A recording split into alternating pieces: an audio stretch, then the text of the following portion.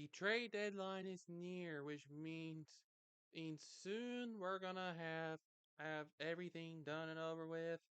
And it also means nobody's gonna be allowed to go anywhere unless it's waivers or they get cut. Anything. But without that out of the way, it's week 8 of the NFL season. And all teams, all 32, are going to be playing for this week. Nobody's on bye. We got a full 16 game schedule. So let's get on with the predictions. The Buccaneers and the Bills. Two teams who need a win to get back on track and quickly. The Buccaneers are starting to look like who we thought they were going to look like at the start of the season. And the Bills, well, they're facing a tough challenge to defend their title. That's not all that surprising. And to be frank, neither of these teams are going to be wanting to give that up. Somebody has to win. The Buffalo has home field advantage, and it's going to be tough for the opposing teams. I say the Bills get this done at home. Here's our rematch of Eagles and Washington again. Will people ever learn that the Eagles will always lose at least one game to either Washington or Dallas every single year? When will anybody learn that? That my Eagles have yet to play a full 60 minutes, as in they are waiting for their time to get exposed yet again. And with this being in FedEx, yeah, yeah, it's pretty obvious here. As much as I like to pick my Eagles, we always lose at least one game to either Washington or Dallas. If we're unlucky both. Oh, so I got Washington winning this one. Well, Saints, are you finally done being old? Are you finally done with that Pete Carmichael play calling? No? Well, you gotta go on the road against the Colts, who still have a decent option in Gardner Minshew.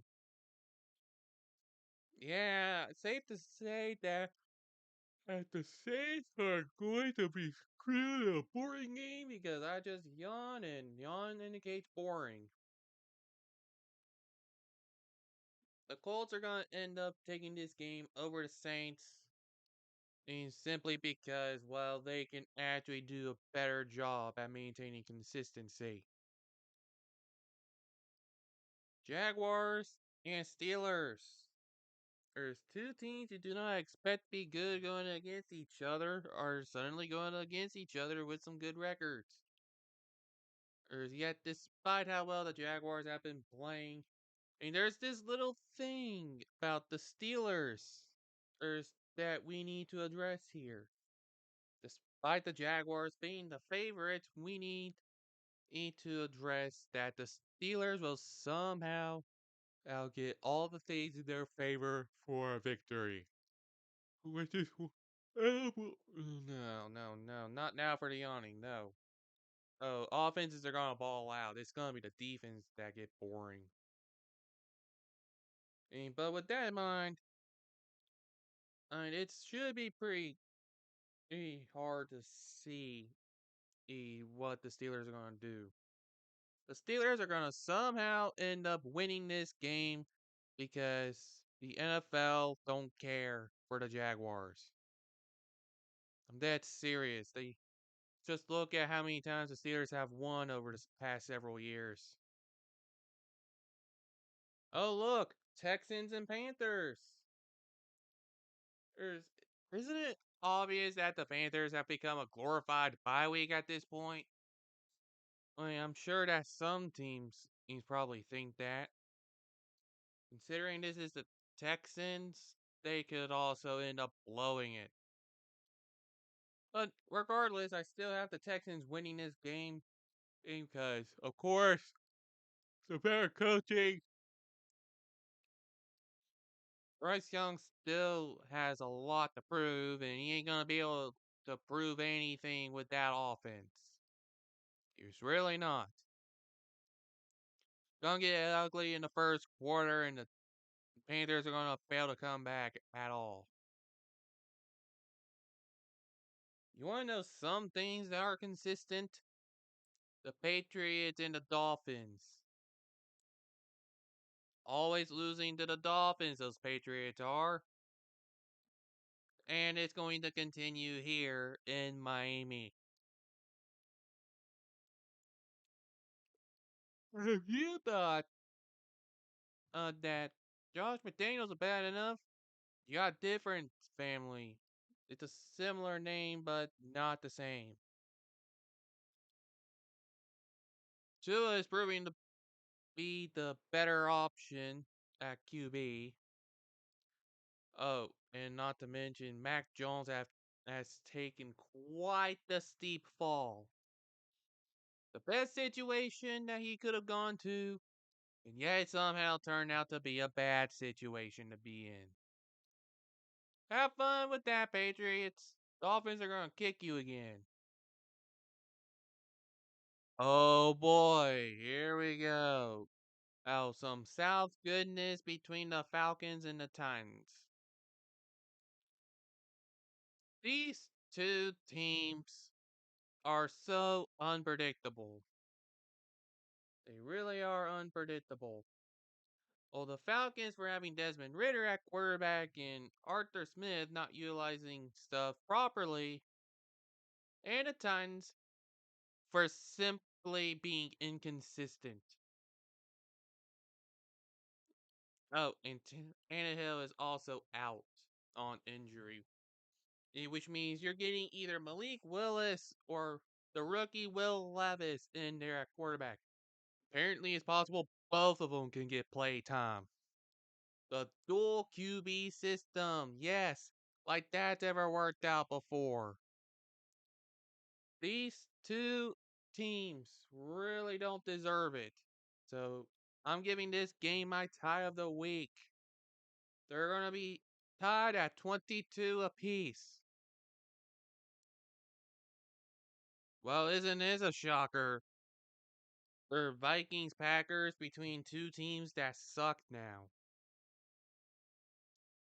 How about that?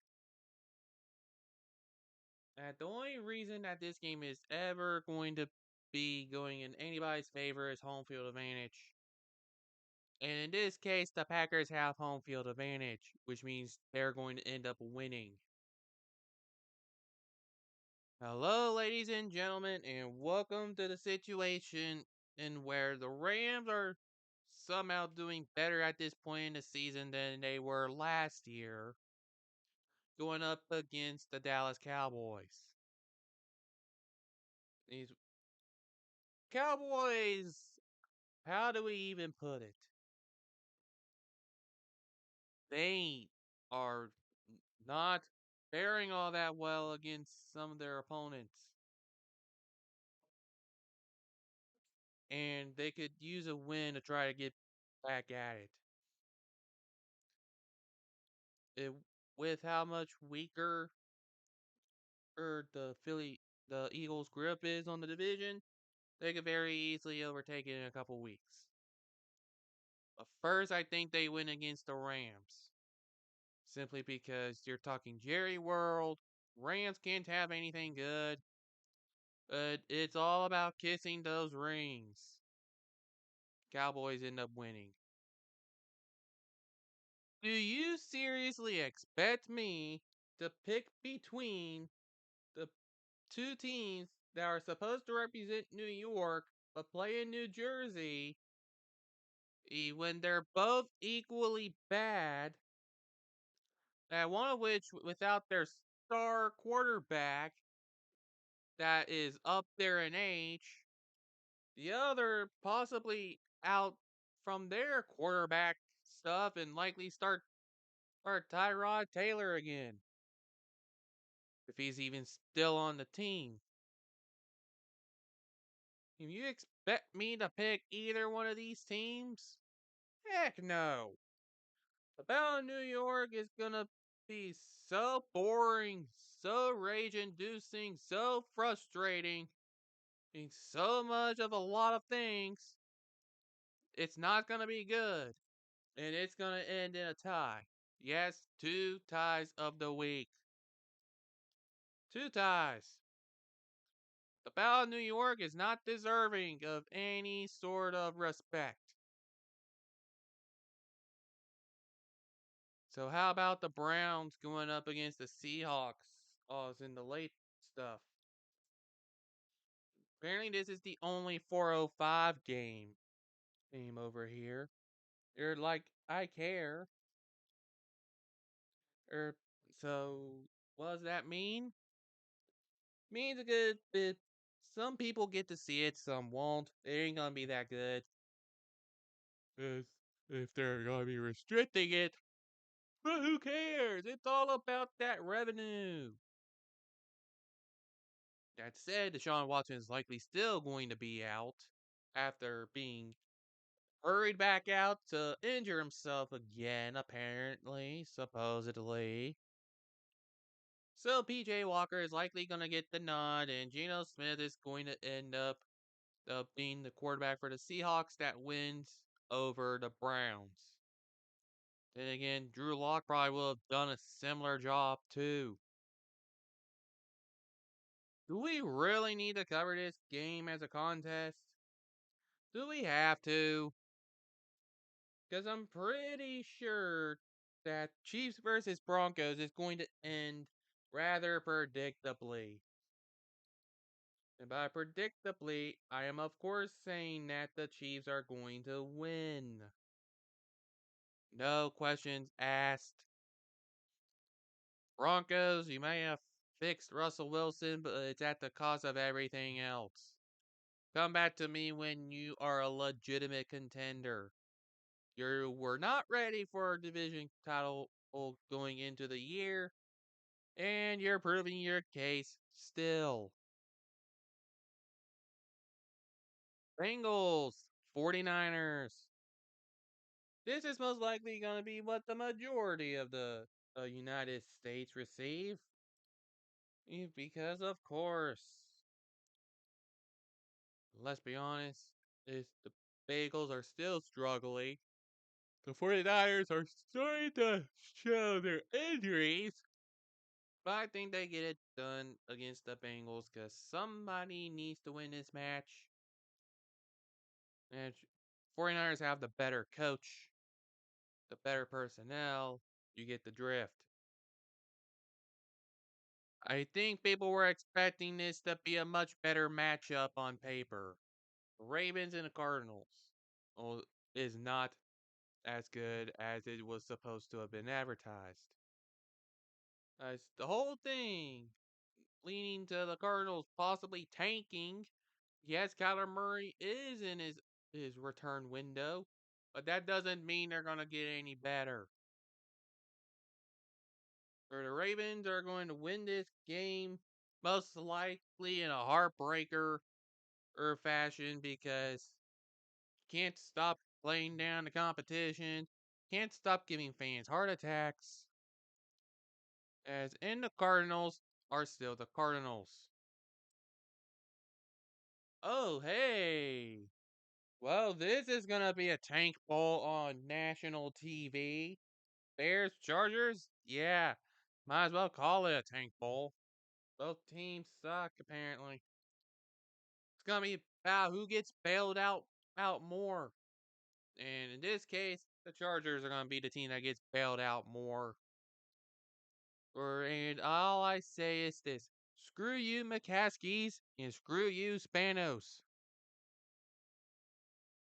If you've been living under a rock, you don't know that I've been picking against the Raiders every single week because I do not trust Josh McDaniels to get anything done as a head coach. This week is no different against the Lions. And on Monday night primetime, you expect this team to be better with Jimmy G? Heck no, it's not going to happen. It hasn't been happening. It's the Lions that's been improving. And the Lions win against the Raiders because Josh McDaniels can't do anything to save himself from his incompetence. It's that simple. And here's your little recap look on how I see each game going. And oh yeah, that's right. I need to put in the little score here. There we go. Now you can see it for sure. And as you can see, we're starting to get a better idea of who's going to be the real winners, who's going to be the real losers, who has the best shots at going all the way, who has the best shot for Caleb Williams, and who has the best shot for. Wait a minute. Cliff Kingsbury is actually going to be. Cliff Kingsbury is taking over head coaching duties because of Lincoln Riley's illness. Well, that's gonna hurt Caleb Williams' draft stock. See you next season when there's a much more or clear quarterback, if there ever is one. Sorry, guys. Well, not how I wanted to end this particular predictions video.